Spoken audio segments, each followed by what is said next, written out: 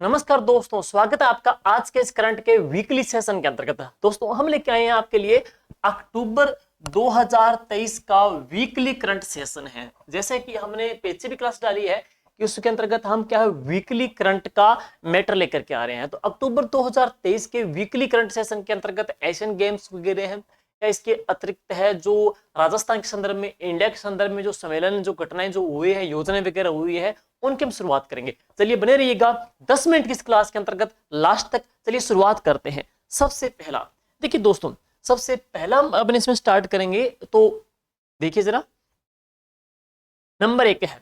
Number 1 देखेंगे दोस्तों क्या है, राजस्थान सिलिकोसिस पोर्टल है। जैसे कि हमने पहले भी पढ़ा था, राजस्थान की सिलिकोसिस जो नीति है वो है कब आई थी, 3 अक्टूबर 2019 को। राजस्थान की सिलिकोसिस नीति कब जारी की गई थी, 3 अक्टूबर 2019 को। जो खानों में, खनन क्षेत्र में जो लोग श्रमिक लगे हैं उनके लिए सरकार ने ये नीति जारी की गई थी। तो अब इसमें सरकार ने क्या कुछ और नया चेंज किया है, देखिए। हम बात कर रहे हैं राजस्थान सिलिकोसिस पोर्टल में। राजस्थान सिलिकोसिस जो पोर्टल है उसमें AI आधारित चेस्ट एक्सरे ऐप है। चेस्ट एक्सरे जो ऐप है वो किसने लॉन्च की है, सामाजिक एवं न्याय अधिकारिता विभाग के द्वारा जारी की है। चेस्ट आधारित ऐप जारी की गई है। दूसरी बात है, सिलिकोसिस पहचान को, प्रमाणीकरण प्रक्रिया को अधिक सुगम, सरल एवं तकनीक के ऊपर आधारित इसको तैयार करना है।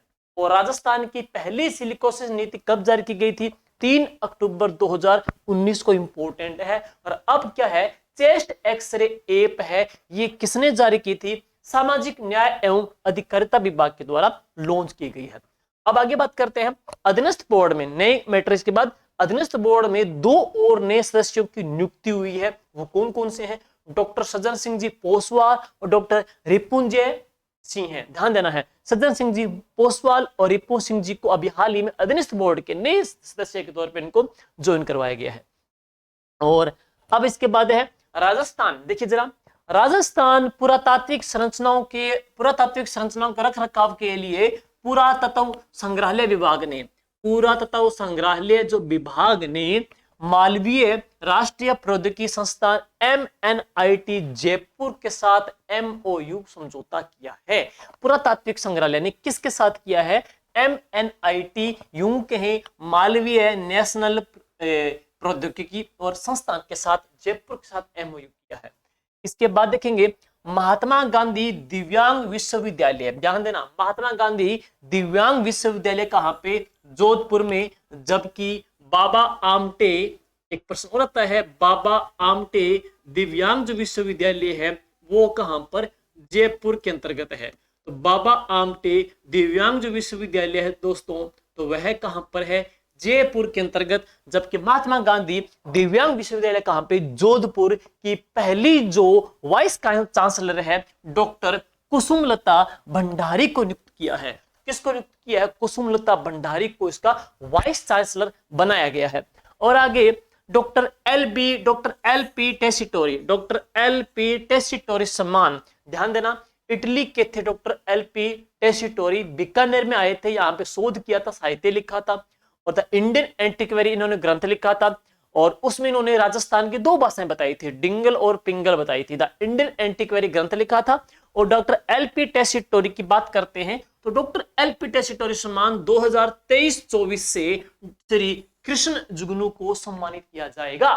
श्री कृष्ण जुगनू को ये पुरस्कार से दिया जाएगा। नेक्स्ट, राज्य का पहला विश्वविद्यालय राजस्थान विश्वविद्यालय होगा, जहां पर गांधीवादी दर्शन के लिए डिप्लोमा लिया जा सकता है। गांधीवादी दर्शन के लिए डिप्लोमा लिया जाएगा तो वह पहला विश्वविद्यालय कौन सा होगा, तो वह कौन सा होगा, राजस्थान विश्वविद्यालय होगा, जहां पे गांधीवादी दर्शन के लिए डिप्लोमा होगा। कितने टाइम के लिए दोस्तों, तो 6 महीने का ये सर्टिफिकेट आधारित कोर्स इसके अंतर्गत दिया जाएगा है।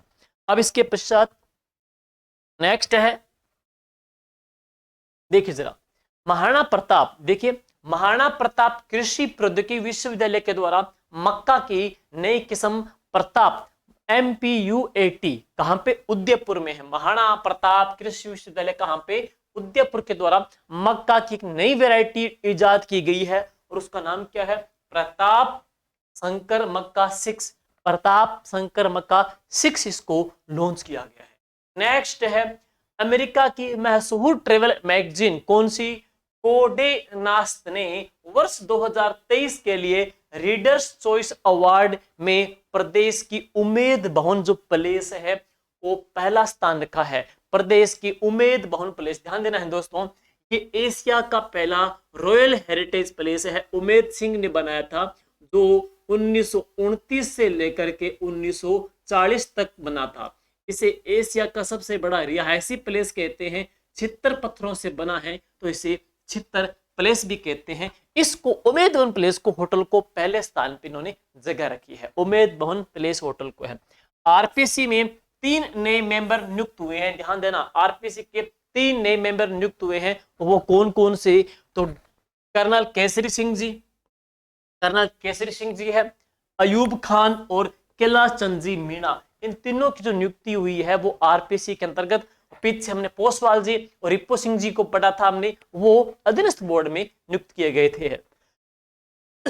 नेक्स्ट है एम्स जोधपुर का ग्रामीण रूरल सेंटर कहां पे खुला है? नेतड़ा जोधपुर में बनाया जा रहा है। एम्स जोधपुर का ग्रामीण जो रूरल सेंटर है वो कहां पे बनाया जा रहा है? नेतड़ा के अंतर्गत, जो कहां पे? जोधपुर में बनाया जा रहा है। नेतड़ा जोधपुर में है। इसके बाद प्रदेश में अमरख जी महादेव क्षेत्र कहां पे? उदयपुर। अमरख जी महादेव क्षेत्र कहां पे? उदयपुर को लेपर्ड सवारी के लिए मंजूरी मिली है। और इससे पहले भी हमने पढ़ा था लेपर्ड सवारी के लिए, तो कौन सा है? आमांगढ़ है। ये कहां पर? जयपुर के अंतर्गत है। तो लेपर्ड सफारी के लिए आमांगढ़ जयपुर। अभी हाल ही में अमरख महादेव उदयपुर को लेपर्ड सफारी के लिए मंजूरी मिली है। इससे पहले हम बात करते हैं तो आमांगढ़ जयपुर को। और इसके बाद में ध्यान देना है 6 से लेकर 10 अक्टूबर 2023 तक 5 दिवसीय राज्य स्तरीय जनजाति स्काउट गाइड महोत्सव कहां पे आयोजित किया जाएगा? ये उदयपुर में दोस्तों आयोजित किया जाएगा, उदयपुर में। नेक्स्ट इसके बाद 13 से 15 अक्टूबर 2023 तक, ध्यान देना है 13 से 15 अक्टूबर 2023 तक है।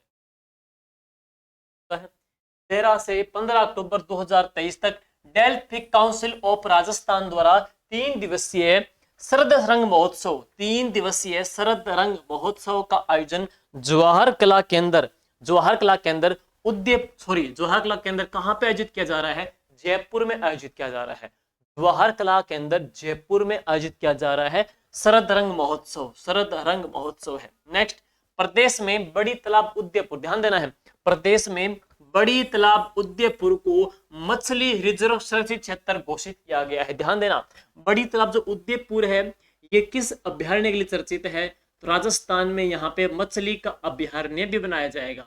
मत्स्य जो अभ्यारण्य है वो प्रस्तावित कहाँ पे? बड़ी तालाब उदयपुर में है। बड़ी तालाब उदयपुर को फिश कंजर्वेशन रिजर्व क्षेत्र घोषित किया है। मछली का रिजर्व संरक्षित क्षेत्र घोषित किया है, वो किसको किया है? बड़ी तालाब उदयपुर को डिक्लेयर कर दिया गया है। आगे देखेंगे भारतीय निर्वाचन आयोग ने राजस्थान सहित 5 राज्यों में चुनाव की जो डेट है वो घोषणा कर दी है। तो बात करें राजस्थान में वर्तमान में 15वीं विधानसभा चल रही है और आगामी 16वीं विधानसभा के लिए पहले 23 नवंबर की डेट थी, अब 23 की बजाय कितनी कर दी गई है? 25 नवंबर 2023 को मतदान होगा। और मतगणना कब की जाएगी? तो मतगणना की जाएगी कब? 3 दिसंबर 2023 को मतगणना होगी। अब जो इलेक्शन होंगे वो 23 के बजाय 25 को होंगे और जो काउंटिंग की जाएगी तो वो होगी कब? 3 दिसंबर 2023 को है।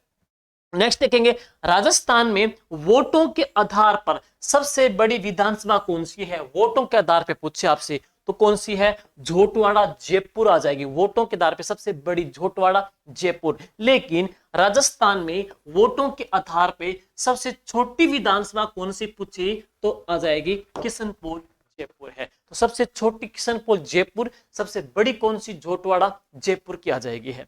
नेक्स्ट आगे चलते हैं वापिस, तो देखिए अगली स्लाइड के अंतर्गत है वंदे मातरम भारत की ट्रेनों के रखरखाव के लिए। वंदे मातरम भारत की ट्रेनों के रखरखाव के लिए भगत की कोठी रेलवे स्टेशन कहां पे है भाई? ध्यान देना, जोधपुर में। भगत की कोठी रेलवे स्टेशन जोधपुर में 141 करोड़ रुपए की लागत से कोच मेंटेनेंस डिपो बनाया जाएगा। कोच मेंटेनेंस डिपो बनेगा। तो कोच मेंटेनेंस डिपो कहां पे बनाया जाएगा?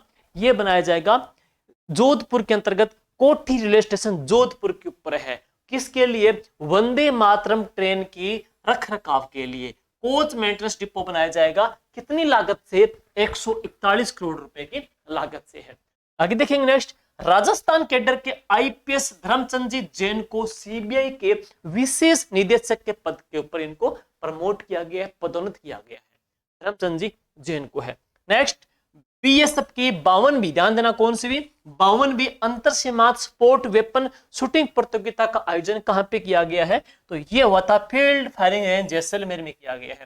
फील्ड फायरिंग रेंज जैसलमेर में इसका आयोजन किया। नेक्स्ट, अब बात आएगी दोस्तों एशियन गेम को लेकर के। श्योर डेफिनेटली क्वेश्चन आपको आगामी एग्जाम में एशियन गेम को लेकर के मिलेगा, क्योंकि इंडिया ने सेंचुरी इसमें लगाई है। देखिए जरा बात करेंगे दोस्तों, एशियन जो खेल 2022 से है, इसका इस संस्करण की बात पूछे तो ये संस्करण कौन सा था? 1900 संस्करण, एशियन गेम का 1900 संस्करण है।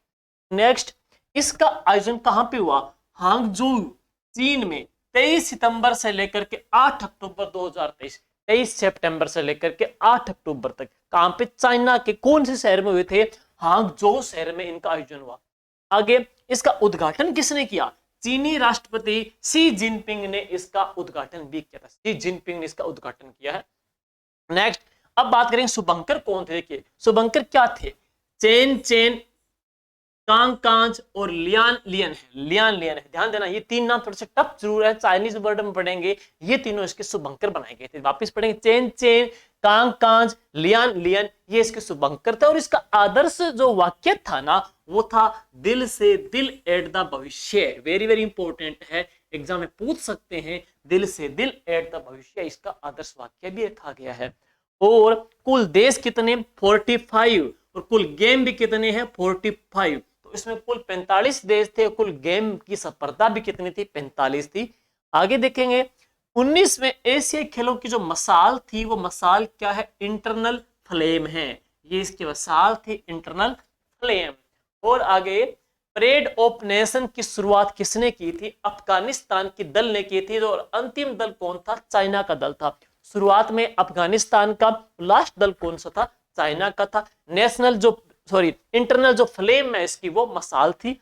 और भारत का जो दल की बात करेंगे तो भारत का जो दल है वो कौन सी स्थान पे था? 8वें स्थान पे है। तो इंडिया का दल था 8वें स्थान के ऊपर है। और एथलीटों की परेड निकाली गई थी 8वें स्थान पे। नेक्स्ट, अब बात करते हैं एशियन खेल 2022 में एशियन खेल 2022 में भारत का जो प्रदर्शन की बात करते हैं, भारत का प्रदर्शन क्या रहा था? भारत का प्रदर्शन क्या रहा है? देखिए कुल खिलाड़ी की बात करें कितने? 655 हैं। खिलाड़ी कितने? 655 आ जाएंगे। उद्घाटन समारोह में भारत के ध्वजवाहक की बात करेंगे तो कौन थे? हरमनप्रीत सिंह और लवलीना बोरगोहन है। और समापन समारोह में ध्वजवाहक कौन थे? पीआर श्रीजेश इसके एंड में थे, ध्वजवाहक थे। भारतीय दल के ऑफिशियल स्पॉन्सर कौन थे? तो अमूल है। अमूल जो दुग्ध डेयरी है, ये भारतीय दल की ऑफिशियल स्पॉन्सर है। इसको स्पॉन्सर किया गया अमूल दुग्ध डेयरी को है। ध्यान देना, ये अमूल जो दुग्ध डेयरी है आनंद गुजरात में सबसे पहले स्थापित की गई थी। और वर्गीज कुरियन का नाम आता है, जिनको सबसे पहले ऑपरेशन फ्लड अभियान शुरुआत करने का क्रेडिट जाता है। वर्गीज कुरियन है। तो इन्होंने आनंद गुजरात में अमूल डेयरी की स्थापना की थी। और इसकी जो ऑफिशियल स्पॉन्सरशिप मिली थी वो किसको मिली थी? अमूल को ही मिली थी। नेक्स्ट, भारत ने इन खेलों में कुल 107 पदक जीत करके, भारत ने इन गेम में 107 पदक जीत करके कौन सा स्थान हासिल किया है? चौथा स्थान हासिल किया है। और कुल गोल्ड मेडल की बात करें कितने थे? 28 है। रजत कितने थे? 38 हैं। कांस्य कितने थे? 41 हैं। और पहली बार भारत ने एशियाई खेलों में 100 से अधिक पदक जीते हैं। फर्स्ट बार यहाँ पे सेंचुरी लगाई है भारत ने, 100 से अधिक 107 पदक जीत करके भारत ने यहाँ पे अपने जो रैंक पाई कौन सी पाई है? भारत ने इसके अंतर्गत टोटल 107 पदक भारत ने जीते हैं, सेंचुरी यहाँ पे लगा ली है, इसलिए ये महत्वपूर्ण आ जाता है। चौथा स्थान भारत ने यहाँ पे हासिल कर लिया। तो ये थे महत्वपूर्ण फैक्ट है। और नेक्स्ट, इसके अलावा भारत ने एथलेटिक्स में सर्वाधिक कितने पदक जीते हैं? 29 पदक भारत ने एथलीट में जीते हैं। और नीरज चोपड़ा, ध्यान देना, नीरज चोपड़ा ने चीन के हांगझो में पुरुषों की भाला फेंक स्पर्धा में 88.88 मीटर 88.88 मीटर में गोल्ड मेडल हासिल किया है।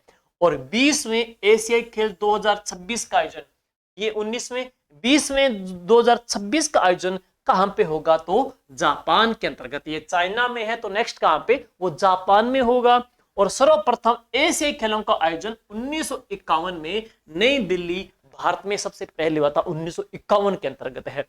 और यह टूर्नामेंट 2022 में होना था, लेकिन कोविड के कारण 2023 में इसका आयोजन हुआ है। तो ये थे महत्वपूर्ण वीकली सार संग्रह। उम्मीद करते हैं आपके लिए ये सेशन बहुत ही किफायती और इंपॉर्टेंट रहा होगा। दोस्तों शेयर भी कीजिएगा, लाइक भी कीजिएगा। और इस क्लास की पीडीएफ पीपीटी आपको इस वीडियो के डिस्क्रिप्शन में टेलीग्राम लिंक में मिल जाएगी। Thank you.